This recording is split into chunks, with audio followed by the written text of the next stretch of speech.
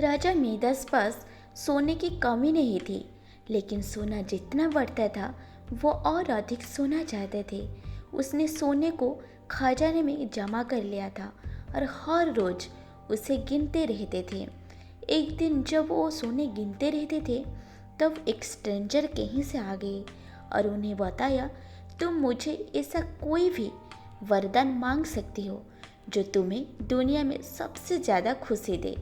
राजा खुश हुआ और उसने कहा, मैं चाहता हूँ कि जिस चीज़ को मैं छूऊं वो सोना बन जाए।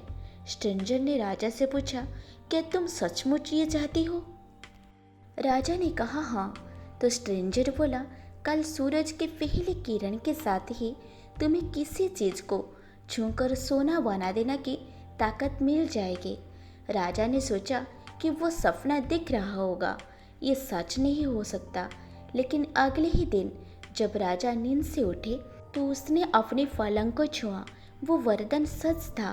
राजा ने जिस चीज़ को भी छुआ वो सोना बन गया। राजा ने खिड़की से बाहर देखा और अपने नन्हे बच्चे को खेलते हुए पाया। उसने अपनी बेटियों को यह अजूबा दिखाना चाहा और सोचा कि वो खुश होगी, लेकिन बगीचे में जाने से पहले उसने किताब पढ़ने की सोची। उसने जैसे ही उसे छुआ वो किताब सोना बन गई। वो किताब को पढ़ नहीं सका। फिर वो नाश्ता करने बैठे। जैसे ही उसने फलों और पानी के गिलास को छुआ वो भी सोना बन गया। उसकी भूख बढ़ने लगी और वो खुद से बोला, मैं सोना को तो खा नहीं सकता हूँ। ठीक है, उसी समय उसकी बेटी दौड़ती हुई वहाँ आई और उसने उसे बाहों में भर लिया। वो सोना की मूर्ति बन गई। अब राजा के चेहरे से खुशी गायब हो गई। राजा सिर पकड़कर रोने लगा। वो वरदान देने वाले स्ट्रेंजर फिर आया और उसने राजा से पूछा कि क्या वो हर चीज़ को सोना बना देने वाला ये ताकत से खुश है। राजा ने बताया, वो दुनिया का सबसे दुखी इंसान है।